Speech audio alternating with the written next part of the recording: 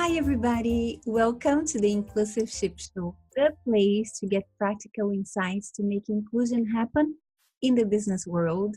I am Compoint, your host, and today I'm absolutely delighted and honored to have here with me Patsy Doerr. Patsy, a warm welcome to you. Thank you so much for making the time to be with us here today. Thank you for having me. I'm delighted to be here. Great. So Patsy is currently the global head of corporate responsibility, sustainability, and inclusion for Thomson Reuters.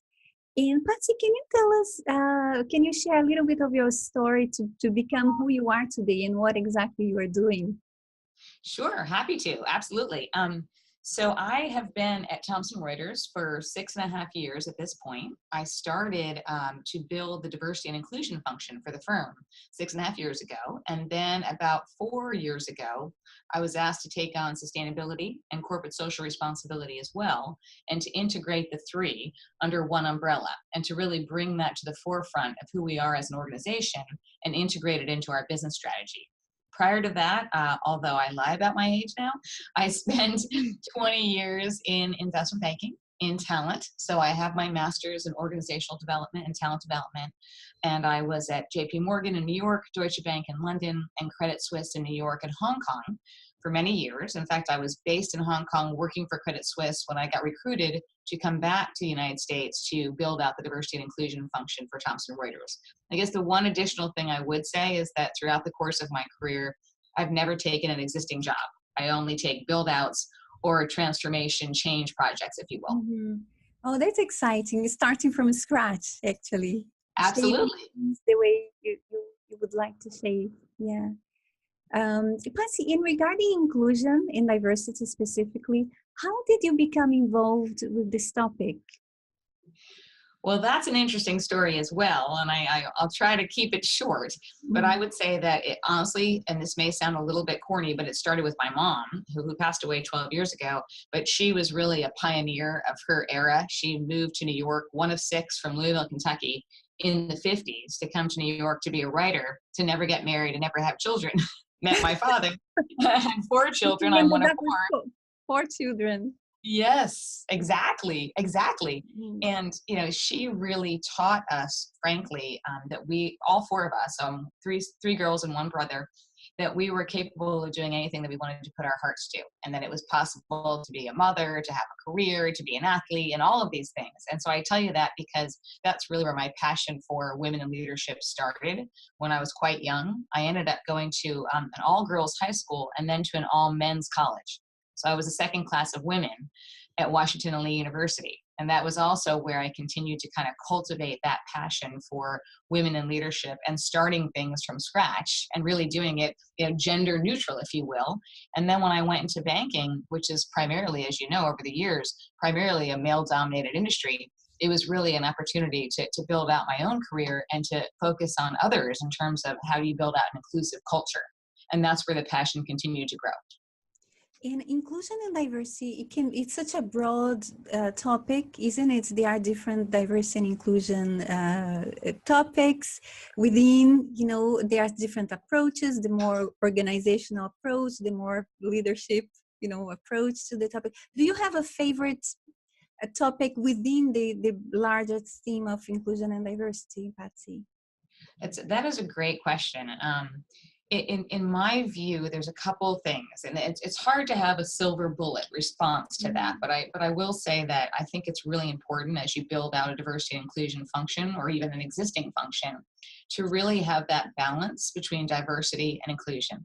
So diversity is representation, right? So whether it's race, gender, ethnicity, or otherwise, getting the talent into the organization.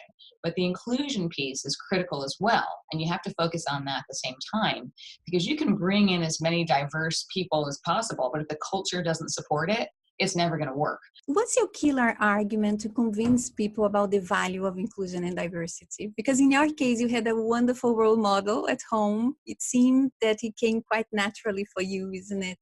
But there are so many people who don't get it. And how do you engage those people? So it's a great question as well. And I think it all starts with the business case for sure. And in fact, that's where we started when we went down this journey 6.5 years ago, which is basically to help people understand that there is so much research out there that proves that having a more diverse and inclusive workplace and leadership team at the helm actually enhances employee engagement, innovation, productivity, retention, and the bottom line. And do you think that's enough to engage people's hearts as well? Well, I think you have to engage on both levels. In my experience, having the data, and there's a lot more data behind that statement, right? With facts and figures around the actual impact on the bottom line in terms of stock performance, revenue generation, and the like.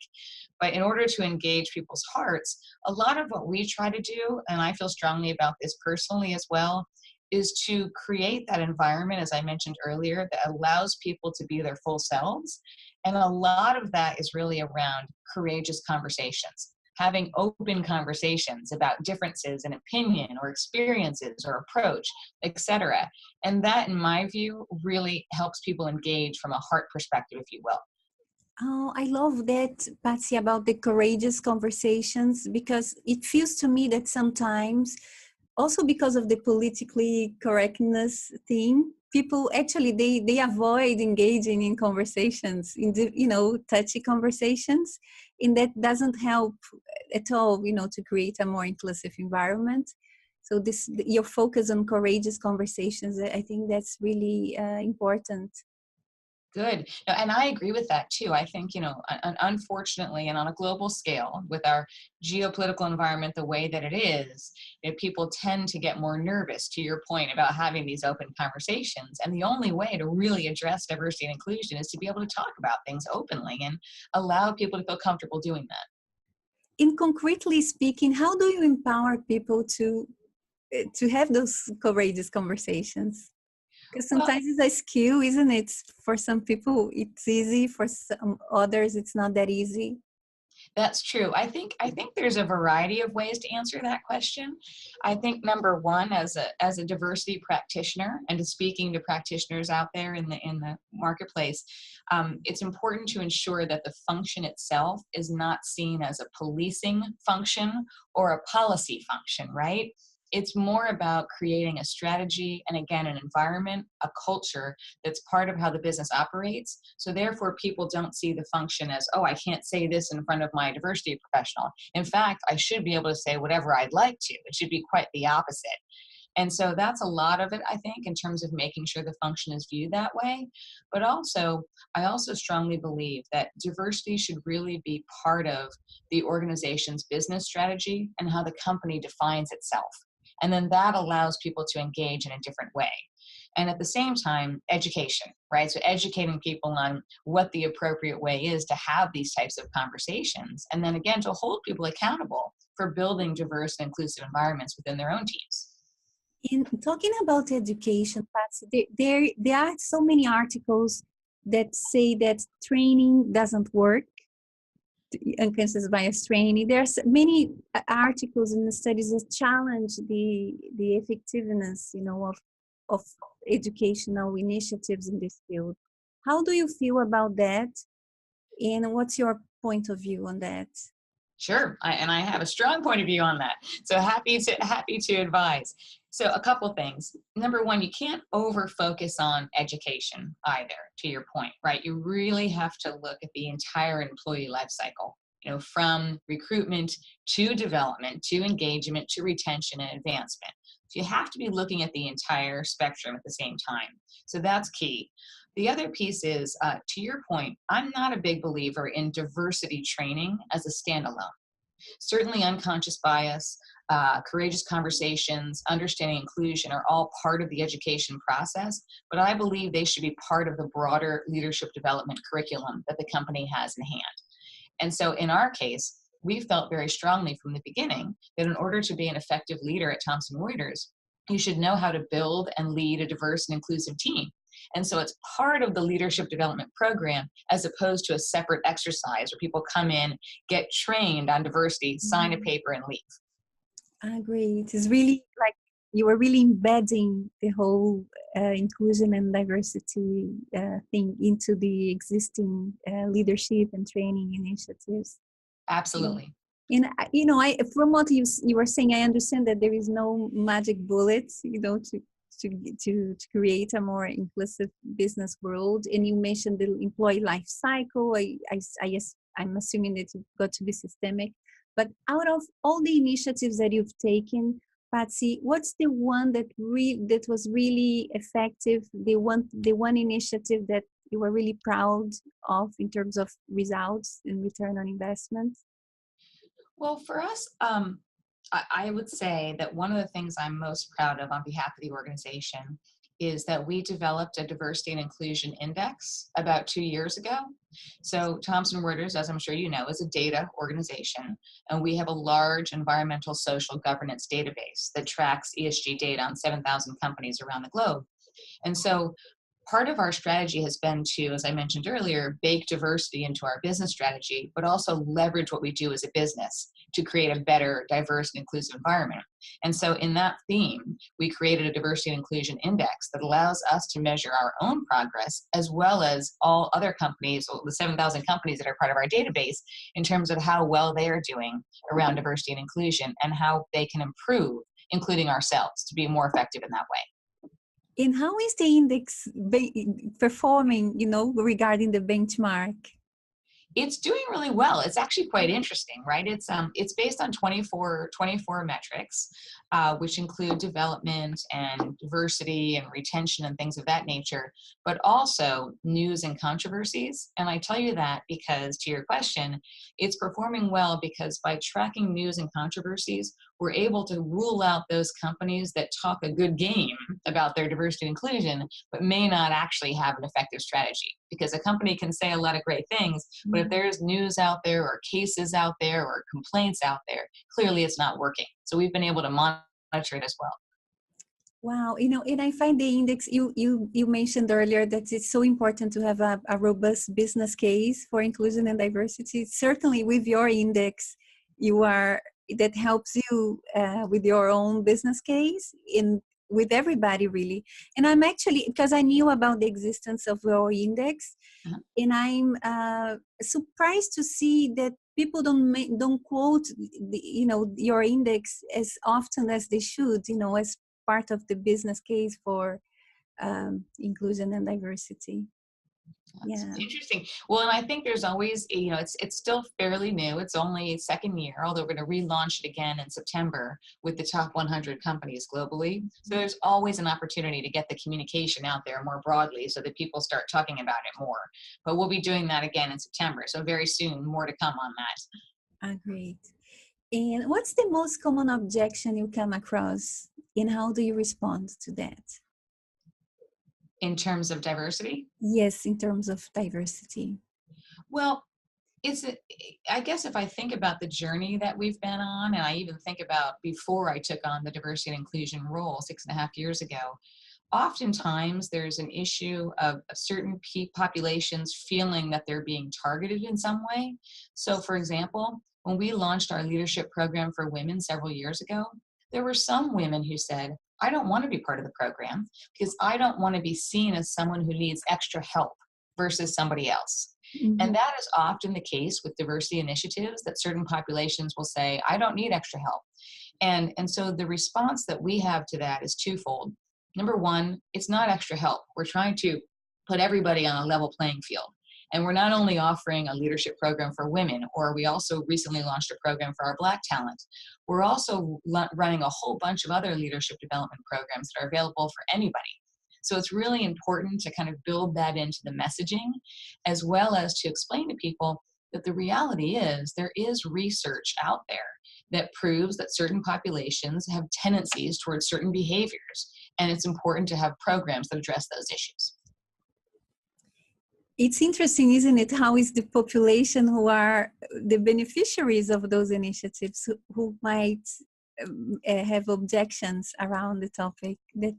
That's interesting. Yeah. And it makes sense. Even on a personal level, I can understand that. I mean, many people don't want to be seen in any way, shape, or form as needing extra help or needing, certain development. But at the end of the day, to your point, you're the beneficiary of the program as well, right? So it's a matter of helping people understand what the benefits are. Yeah, in which well, it makes me think of the meritocracy question as well. For some people, the moment you say inclusion and diversity initiatives, you are going against the meritocracy principle. You are favoring people not because they are the best ones or the most qualified people, but because they belong to a minority group. And have you come across those types of comments, Patsy, and how do you respond to that? Absolutely. I've come across that many times, internally and externally. And from a personal perspective, I am not a believer in quotas. I do believe in targets. I do think it's important to have targets in order to change the culture, but not quotas, because I think How, there's what's the difference for you? well, a quota assumes, to your point earlier, that you're actually choosing a diverse candidate over another candidate based on their diversity, as opposed to their skills and what they bring to the table. And so I think there's a difference there. I think it's important to monitor progress, but not mandate a certain number. And so one of the ways that we've addressed that personally and professionally is that at the end of the day, we're trying to address this whole concept of unconscious bias, not pushing diverse candidates to the forefront. And by doing that, what we do specifically, to give you an example, is we mandate diverse candidate slates. So if you're hiring for any position, you need to have a certain amount of diversity on your slate. Now, that's not saying, to your question, hire the diverse candidate, women, or whatever the category may be, for lack of a better word. We're saying open up your mind to the possibilities of different types of individuals and then let it go from there. And when you say that diverse slates, do you mean gender, more specifically gender diversity slates, or it could cover any other diversity dimension? How does it translate? Any aspect of diversity that we can track. So it could be race, ethnicity, gender, or otherwise. So it's any type of diversity. We want to make sure that there is a diverse candidate slate of all different aspects, not just gender. Okay, perfect. And Patsy, how about, what's the best way to deal with non-inclusive behaviors? And I think that question has become even more relevant after the Me Too movement. There are some things that we took for granted, like, there's no, the basics, there is no harassment in the workplace. We've gone beyond that. But I think the Me Too movement showed to us that's not the case, that there are still inappropriate behaviors out there in the workplace, and how to deal with that, how to prevent and how to respond. Right. No, that's a great question as well. So it gets back in many ways to education again. I think people need to understand what micro inequities are. So micro inequities are those behaviors that people do without even understanding it themselves, in terms of devaluing people in the room that might be different from them. So we've done a lot around education of micro inequities, balancing behavior to make sure that you're entirely inclusive in the environment, right? And so that's really important. So education is one. Number two is holding people accountable for these issues, right? So we've built in, and I would suggest this to any organization, into our performance management system, that part of what we're tracking in terms of your performance rating is your commitment to diversity and inclusion. So that's about 30% of what we call our people goal. So leading people in a positive way, but also contributing back to diversity and inclusion in a meaningful way. So you're educating people and you're holding them accountable. Oh, that's interesting. And how, in terms of metrics, which metrics are you using to measure that? That's also a great question. We have a variety of different metrics that we have in place. And so one of the things that we do is regularly, as an organization, report back to the heads of our different business units how well they're doing from a diversity representation perspective. So how many women in leadership, for example, how many Black talent are in leadership positions, things of that nature. We report that back regularly so that they can actually have an accurate picture on a global basis as to what their population looks like. We're also able to use metrics around our engagement. So our engagement survey, a lot of organizations have that. We have one. We've built in a number of questions that ask people how they feel about diversity and inclusion at Thomson Reuters. And we're also able to cut the data by population as well. Say, oh, actually, our women are feeling less engaged than our men, for example, or vice versa. So those are a couple different metrics that we use: representation and engagement. Ah, great. Yeah, because for many people, I think diversity is more easily measurable, isn't it, for many people? I mean, some aspects of diversity you can measure more easily. And then you mentioned the engagement, which I think is a great way to measure inclusion, which is not very clear to many people. I've been to a conference not long ago in Paris where there was a huge debate about, how can we really measure inclusion, as if it wasn't really possible. But I think you were giving an answer to that, isn't it, about using the engagement scores cut by demographics. Are there any other inclusion metrics that you are using, Patsy?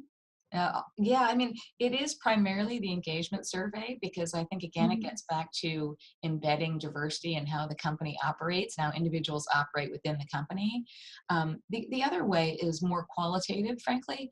So in addition to the quantitative aspects of an engagement survey, having ongoing feedback discussions with certain populations and, frankly, everybody across the organization to understand qualitatively, do they really feel that this is a diverse and inclusive environment, right? And getting that information is critical as well. So you've got to have that balance between the quantitative and the qualitative without overemphasizing one over the other. Okay. And what would be your key advice for anyone who's driving inclusion and diversity? Anyone is starting or trying to refresh, it's his or her approach to inclusion and diversity? Yep, absolutely. So there's a couple of things I would say. Number one, know your business. Right? I think it's important, historically, to be brutally honest. I mean, diversity and inclusion was seen as a soft issue, right? So people are like, oh, diversity and inclusion's over here. It's kind of a people issue that's not really a business issue. So I think it's important to know your business, understand the business case for diversity and inclusion, be able to quote specific numbers around that. What is the impact on engagement, productivity, and the bottom line? It's also critical to have support from top leadership. I mean, our CEO, when he took his position 6.5 years ago, was very clear on saying that he wanted to have diversity and inclusion part of our strategy. So having that senior leadership support is also critical. And I would also say that it's important to really by making the business case, also engaging with your business development people and your sales people in the way that you can actually get out to clients, talk about diversity and inclusion, have an external role in addition to the internal aspect of promoting it within the organization, because that, again, adds credibility to the business case. It's a very smart way, I find, isn't it, to engage external clients. That's really the bottom line. Absolutely. In Patsy, you mentioned getting support from senior leaders. And you are lucky you have a CEO who's really engaged and committed towards inclusion and diversity. But there are so many inclusion and diversity practitioners who are not as lucky as you are. They don't get that full support at the very, very senior level of the organization. What can you do about that, when you don't have that? Not yet, let's say, Well, I think it gets back to the business case again, because certainly, even though we've been so lucky to have strong support from our CEO, but over the years, when I was in talent and investment banking, I confronted a number of skeptics and continue to. And I think the way to confront skeptics is through numbers and really through the business case and to demonstrate, what the impact is, as I mentioned earlier, on the bottom line. I think that's really the way to start. I think also it's about establishing credibility for the diversity and inclusion function. So as I mentioned earlier, not making it a policing function, but rather a strategy, culture, and change function. And then you get more credibility over time. But it does take time, and there are skeptics. So I think it's important to bear that in mind. Okay. And what do you see, what is trending right now in the inclusion and diversity field? Well, I think it's an exciting time, actually, because of the pressure coming from the geopolitical environment, for sure. What's changing is that companies on a global scale have a much more important role to play in this space, not only within their organizations, but having a voice in the world about how important these topics are. And you're seeing a lot more organizations, including ours, working together, signing on to collective agreements, whether it's the UN Global Compact and the Sustainable Development Goals or otherwise, but companies coming together to say, this is important to us and we have a voice and we want to make a statement about it, both internally and externally. So I think that's exciting. The second thing is, it's no longer, as I mentioned, seen as a soft issue. People are really starting to understand that in order to be an effective business, you really need to, at the end of the day, putting gender, race, ethnicity aside, it's really about just getting different perspectives, approaches, and the best minds in the room. And people are starting to understand how important that is. Great. That's so positive. Patsy, I think we need that, that positive mindset. And just to finish our conversation, do you have any favorite quotes or books or TED Talks that you would like to share with our listeners? Well, I'm going to answer that in a hedged way, maybe because I come from financial services. I always believe that you can learn from every person that you encounter and every situation that you go into, as opposed to having one role model or one mentor. I have multiple mentors and advisors because everybody has something different to bring to the table. But I will say, having said that, one of my favorite quotes is from Madeleine Albright, and you may have heard this, where she says there's a special place in hell for women that don't help other women. And frankly, I would adjust that and say there's a special place in hell for people that don't help other people. I think it's really important for us, well, particularly women, but in general, for us to really help bring people up the line. More junior people, younger people coming through their career, my children, others coming through, to make sure that we're also advising them and developing them as well. Great. Thank you so much, Patsy. Do you have any final thoughts you'd like to share? Or...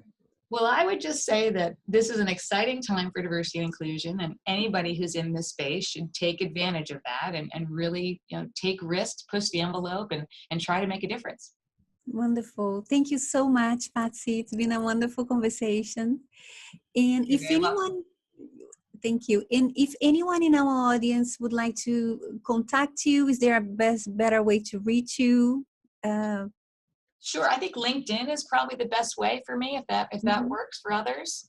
So I'm very happy to do that and respond accordingly. Okay, perfect. So thank you so much, Patsy. Thank you. I appreciate it.